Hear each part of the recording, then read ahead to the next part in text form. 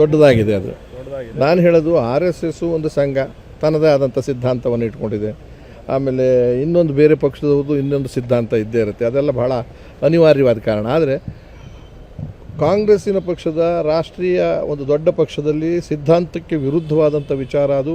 ಅದನ್ನು ಸದನದಲ್ಲೇ ಅವರು ಕೂಡ ತನಗೆ ತಾನೇ ನಿನ್ನೆ ಅದನ್ನು ಹೇಳಿಕೊಂಡು ನಾನು ದೊಡ್ಡ ಮನುಷ್ಯನಾಗಬೇಕು ಅನ್ನತಕ್ಕಂಥದ್ದು ಮಾಡ್ತದ್ದು ಅಧ್ಯಕ್ಷನಾಗಿ ಮಾಡಿರ್ತಕ್ಕದ್ದು ಅಕ್ಷಣ್ಯ ಅಪರಾಧ.